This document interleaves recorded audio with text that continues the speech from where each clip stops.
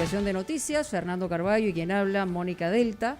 Y siempre hemos señalado que hay también que mirar los espejos cercanos a nivel regional, desde el ámbito político, porque además estrategias, digamos, que coinciden, momentos políticos que también coinciden, y es necesario conocer las experiencias que han tenido no solamente colegas en otros lugares. Vamos a hablar específicamente de Ecuador. Hace 4 días ha asumido el mando el nuevo presidente, el flamante presidente de ese país, Guillermo Lasso, después de temporadas largas, primero el correísmo, luego el señor Lenín Moreno, y yo quisiera enfrascarme al darle la bienvenida a Gabriela Vivanco, directora del diario La Hora, en saber cómo ha vivido la prensa ecuatoriana todo este embate, porque hay que señalarlo también con claridad. Gabriela, ¿cómo estás? Muy buenos días. Buenos días, Mónica, ¿cómo estás? Muchas gracias. A ver, en el caso de Rafael Correa, que empezó y tuvo una gran aceptación, ¿no?, en el votante ecuatoriano inicialmente, todo parecía ir de una manera distinta, pero comenzaron los ataques a la prensa, la estigmatización, ¿no? ¿Qué métodos se habían utilizado? Y se lo preguntamos porque también aquí en primera vuelta, en segunda vuelta, más allá de las ideologías, han comenzado estas estigmatizaciones en general de la prensa. ¿Y a dónde nos lleva? Por eso queríamos su opinión de lo general a lo particular. ¿Cómo está?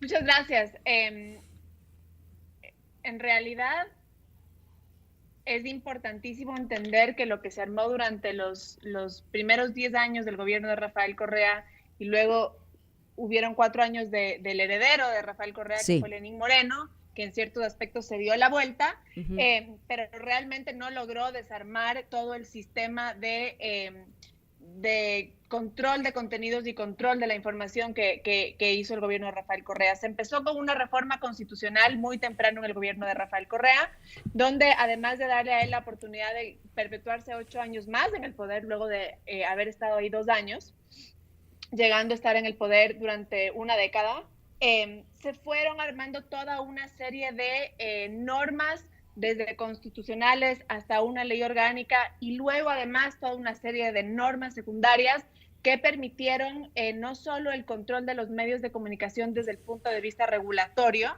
sino que también permitieron el control de los contenidos publicados por los medios de comunicación. ¿Cómo así? Y además, ¿cómo así específicamente? Sí.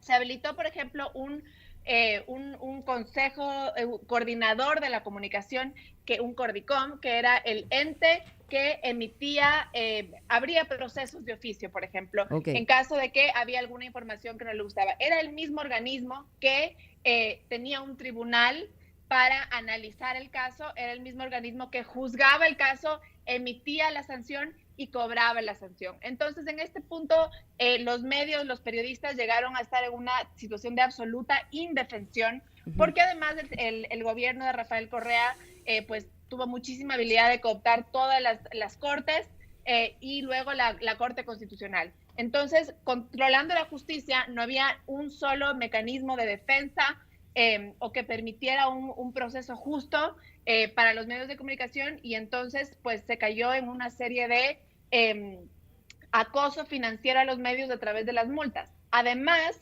se instauró un sistema de acoso financiero a los anunciantes privados de los medios de comunicación. Entonces, no solo pues se inició desde muy temprano el control de la publicidad oficial para premiar o castigar a los medios incómodos o amigos, pero además el Estado, siendo que se convirtió el contratista más grande del país, empezó a emitir oficios a todas las empresas que contrataban con el Estado, cualquier contrato, explicando específicamente en qué medios podían pautar publicidad y cuáles medios les iban a costar el contrato. O sea, en otras palabras, si te portas bien, te pongo publicidad, si te portas mal, no te pongo. O sea, para hacerlo así claro.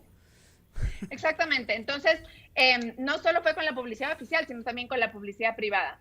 Y otra cosa que luego se fue instalando poco a poco fue que a los medios de comunicación incómodos empezó se empezó a someter a una serie de inspecciones por parte de la autoridad tributaria semanales, el Ministerio de Trabajo, los bomberos, por ejemplo, y todo tipo de instituciones oficiales o de instituciones del Estado que llegaban a hacer inspecciones que debían responderse en las siguientes 24 horas, para lo cual además tenías que tener un presupuesto solo para responder los requerimientos del Estado, so pena de multas. Nosotros teníamos una revista, la revista Vanguardia, que era la única revista de investigación semanal que tenía el país, que tuvo que cerrar porque 2 veces entró el Estado sobre pretexto de estas inspecciones que no se habían cumplido, nos robó todas las computadoras, todos los servidores, todo el mobiliario, lo dejaron en la lluvia 2 meses y luego lo devolvieron. Tuvimos que volver a comprar equipos. Sí, usted hace notar también en sus editoriales, en La Hora y en otras publicaciones, que se trata de un fenómeno que va más allá del Ecuador. Naturalmente ha tenido formas particularmente agudas, y somos testigos porque aquí en Lima, en la Feria del Libro, el presidente Correa se expresó en términos increíblemente agresivos contra la prensa que lo criticaba, incluso en el Perú. Yo estuve presente de manera que lo puedo atestiguar.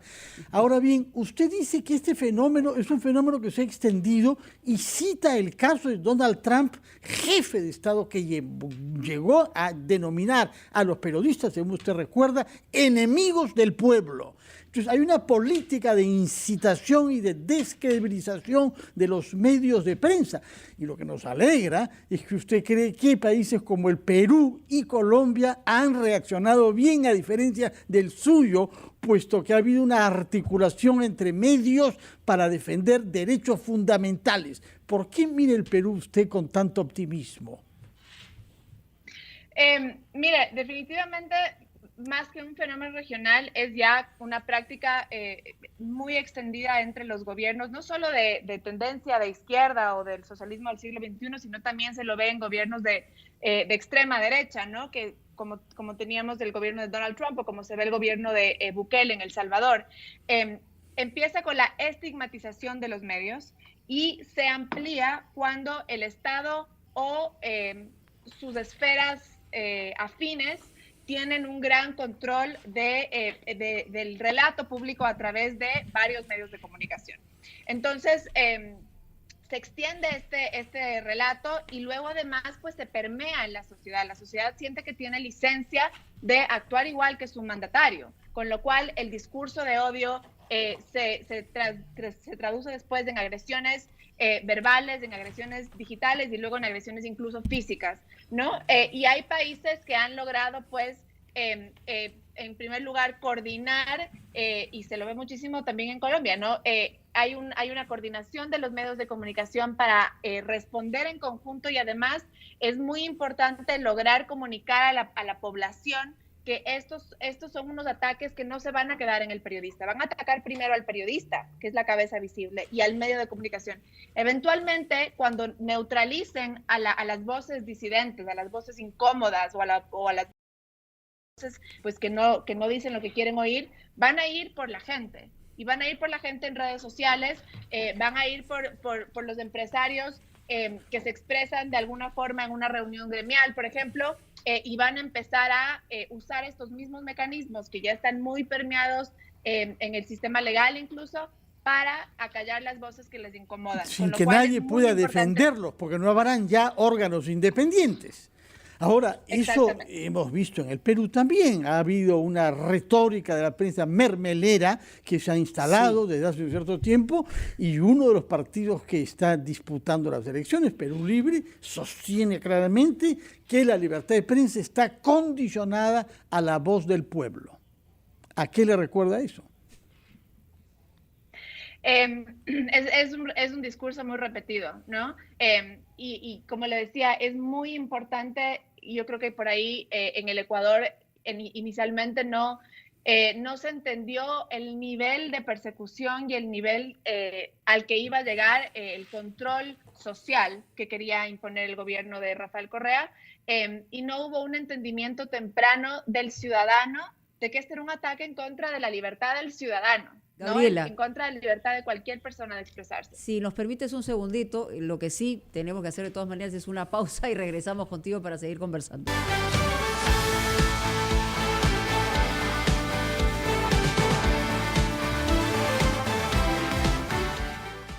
Un saludo al pueblo peruano.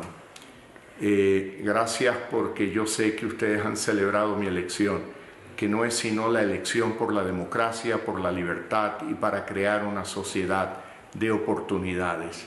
Tienen ustedes la próxima primera semana de junio un gran desafío. Yo estoy seguro que el pueblo peruano estará a la altura de lo que aspira la mayoría de los peruanos y América Latina. Una región y un país democrático, libre y una sociedad de oportunidades. Muchas gracias. Sus palabras, don Raúl. Bueno, yo muy emocionado, presidente, porque yo he vivido en mi juventud 5 años en Guayaquil. Muy bien, eran las palabras del presidente de Ecuador, flamante presidente de este hermano país, Guillermo Lasso, y esto ha sido enviado por Raúl Díez Canseco, quien estuvo justamente el lunes en la transmisión de Mando, y es lo que hemos escuchado, esa parte. Gabriela, yo quería simplemente reafirmar lo que nos ha señalado antes de la pausa. Es decir, la receta está clara. Nosotros aquí, como decíamos, en primera vuelta también comenzaron con el membrete de, digamos, generalizar a la prensa, decirle mermelera, y venía de la extrema derecha. Ahora, en realidad, viene del otro lado y se mantiene la misma retórica. Entonces, el objetivo, que parece ser que ha ocurrido en distintos países de la región y más allá de la región, es tener neutralizada la prensa, un acoso judicial, un acoso administrativo, y esto ir ganando terreno, efectivamente, a través del temor que se pueda fomentar incluso en los periodistas de a pie. Esa es básicamente la receta por donde van. Exactamente. Empieza precisamente, con la estigmatización y crear este ambiente hostil. Cuando pasa por el tema normativo y se crea, en el Ecuador no solo una ley orgánica de comunicación, sino temas secundarios y normativas en la superintendencia de compañías. Se eleva, por ejemplo, el sueldo básico del periodista incluso más alto que el trabajador y el ingeniero petrolero, de manera totalmente arbitraria, y esto no quiere decir que pues no deban ganar bien, pero fue un sistema de incrementar incluso los costos de los medios de comunicación. Se mantiene la profesionalización del periodismo, con lo cual los medios comunitarios en zonas remotas no podían necesariamente contratar periodistas porque tenían que tener título universitario, y pues este es un lujo que mucha gente y muchos comunicadores no lo tienen en el Ecuador, y poco a poco entonces se fue permeando hasta llegar a un ambiente de absoluta autocensura. Había tanto miedo dentro de las redacciones por parte de los periodistas que pues entonces se logra, además, ya no es un control necesariamente normativo y persecutorio, sino que en el día a día llegamos ya a la autocensura, porque pues los periodistas temen por su integridad, temen por su trabajo, temen incluso por su sustento económico, ¿no? Y el de sus familias. Entonces, eventualmente sí se llega a eso, y ya pues la gente un poco opta por sobrevivir y se vuelve un periodismo muy soso, ¿no? Que realmente no logra denunciar pues actos de corrupción inmensos, millonarios, que se dieron en el Ecuador y que solo se lograron destapar una vez que Rafael Correa salió del poder. De acuerdo. Sin embargo, nos ha dicho usted, cuando se fue Correa y quedó durante 4 años Lenín Moreno, no logró desarticular todo este tinglado de restricciones legales y políticas que habían sido creadas por los 6 años de Correa. ¿Por qué no? Es cierto que en el Perú tuvimos una experiencia semejante en el año 75, que caído Velasco hubo que esperar hasta el 85 años para que Fernando Braunde devolviera los órganos de prensa a sus dueños. 5 años nos quedamos en esta fase de transición, pero ¿por qué es que Lenín Moreno no ha logrado desarticular todas las trabas a la prensa libre en el Ecuador? En primer lugar, porque el gobierno de Lenín Moreno no tenía una fuerza legislativa lo suficientemente fuerte para lograr ni siquiera en muchos casos su gobernabilidad. Con lo cual, los cambios de la ley orgánica, por ejemplo, tomaron un par de años. Y un poco la excusa con la cual se escudaron ellos fue: nosotros no vamos a perseguir a nadie, nosotros no estamos implementando o utilizando estas herramientas que existen, pero que al final del día le dejan a los medios de comunicación y al periodismo y a la libertad de expresión pues pendiente de que el gobernante de turno o el funcionario de turno aplique o no aplique las normas existentes. Entonces no hubo tampoco la voluntad política de desarmar las normas secundarias que no requerían un proceso legislativo, porque hay muchas de estas que se podían desarmar desde los organismos y las dependencias del Ejecutivo, como es la Superintendencia de Compañías, por ejemplo, la Superintendencia, incluso la Superintendencia de la Comunicación, hasta que se derogó la ley.